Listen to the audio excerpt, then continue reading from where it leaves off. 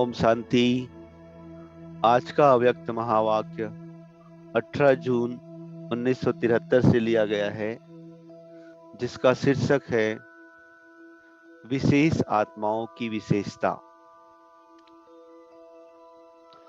हर मुश्किल को सहज करने वाले, पहाड़ को राई बनाने वाले, असंभव को संभव बनाने वाले, सृष्टि के रचयिता, विश्व कल्याणकारी बाबा बोले, सभी इस समय अपने श्रेष्ठ स्वमान के सिंहासन पर स्थित हो। श्रेष्ठ स्वमान का रूप जानते हो? इस समय विश्व रचयिता की डायरेक्ट रचना, पहली रचना, सर्वश्रेष्ठ रचना और रचयिता के बालक सो मालिक, जो बाप दादा के नूरे रत्न हो, दिल तख्त नसीन हो, मस्तक की मनिया हो और बाप दादा के कर्तव्य में मददगार हो, और जो विश्व कल्याणकारी, विश्व के आधार मूर्त, विश्व के आगे श्रेष्ठ उदाहरण रूप में हो, क्या ऐसे सच्चे स्वमान स्मृति में रहते हैं? सदा स्वमान के सिंहासन पर स्थित रहते हो या सिंहासन पर टिक नहीं पाते हो? नाम ही है सिंहासन। इसका अर्थ क्या हुआ? इस पर कौन स्थित हो सकता है? सर्वशक्ति संपन्न ही इस आसन पर अर्थात स्थिति में स्थित हो सकता है। सिंह अर्थात शेर या शेरनी, अगर सिंह नहीं बने हो तो आसन पर स्थित नहीं हो सकते हो। सिंहासन किसके लिए है? जो सर्वशक्तिवान मान की पहली रचना है। पहली रचना में रचयिता के समान सर्व शक्तियां स्वरूप में दिखाई देती हैं। पहली रचना की विशेषता जो इस समय है, क्या उसको जानते हो? जिस विशेषता के कारण विश्व रचयिता के भी मालिक बनते हो, बाप से भी विशेष पूज्य योग्य बनते हो, बाप भी ऐसी रचना का गुणगान करते हैं और वंदना करते हैं, वह कौन सी विशेषता है? बाप का गायन आत्माएं ही करती हैं, लेकिन ऐसी श्रेष्ठ सर्वश्रेष्ठ आत्माओं का गायन स्वयं सर्वशक्तिमान करते हैं, अर्थात परमात्मा द्वारा आत्माओं का गायन होता है। स्वयं बाप ऐसी आत्माओं का हर रोज बार बार स्मरण करते हैं। ऐसी विशेष आत्माओं की मुख्य विशेषता क्या है जो ऐसे श्रेष्ठ बने हो? अपनी उस विशेषता को जानते हो? अवश्य ही बाप से भी कोई विशेषता आपकी ज्यादा है, उसको जानते हो? किस बात में बाप से भी आगे हो, वह विशेषता सुनाओ। बाप दादा से किस बात में आगे हो? अष्ट रत्नों में सिर्फ शक्तियां हैं, वह पांडव भी आ सकते हैं। जब भाई भाई हैं तो आत्मिक रूप की स्थिति में स्थित हुई आत्मा अष्टरत्न बन सकते हैं। इसमें शक्ति अथवा पांडवों की बात नहीं है, अपितु आत्मिक स्थिति की बात है। दोनों आ सकते हैं। पांडवों की सीट भी 8 में है। अच्छा, फर्स्ट विशेषता क्या हुई जो आत्माओं को बाप का भी मालिक बनाती है? वो बाप से भी श्रेष्ठ बनते हैं। यह विशेषता है बाप को प्रत्यक्ष करना, बाप के संबंध में समीप लाना, बाप के वारिस बनाना। यह आप पहली रचना का कर्तव्य है। बाप बच्चों द्वारा ही प्रत्यक्ष होते हैं। निराकार बाप और साकार ब्रह्मा बाप दोनों को अपने निश्चय, अपने ब्राह्मण जीवन के आधार से, अपने अनुभव के आधार से विश्व के आगे प्रख्यात किया, तब विशेष मानते हैं। तो बाप को प्रत्यक्ष प्रख्यात करने की विशेषता बच्चों की है। इसलिए बाप रिटर्न में विश्व के आगे स्वयं गुप्त में रह शक्ति सेना व पांडव सेना को प्रख्यात करते हैं। तो यह विशेषता बच्चों की है, इसलिए बाप से भी ज्यादा पूज्य बने हो। ऐसी अपनी विशेषता स्मृति में रहती है या भूल जाते हो? संगम युगी ब्राह्मणों की विशेषता सदा स्मृति स्वरूप की है, तो ब्राह्मणपन की विशेषता अनुभव करते हो? शूद्रपन अर्थात विस्मृत स्वरूप। ब्राह्मण बनकर भी फिर विस्मृति में आए, तो शूद्र और ब्राह्मण में अंतर ही क्या हुआ?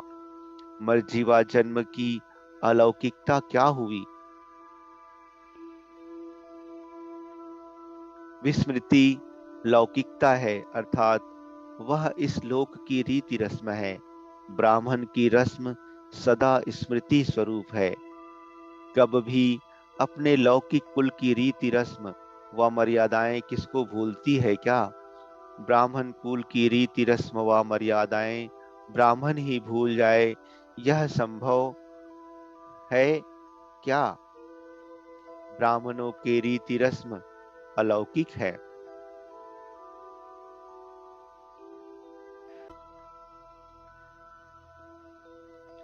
इस रीति रस्म में चलना साधारण और सहज बात है, क्योंकि जब है ही ब्राह्मण, दूसरे कुल की रीति रस्म अपनाना मुश्किल हो सकती है।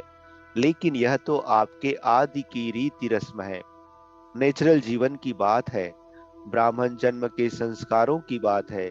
इसमें मुश्किल क्या है? ब्राह्मण जीवन का संस्कार और स्वभाव कौन सा है? सर्व दिव्य गुण ही ब्राह्मणों का स्वभाव है।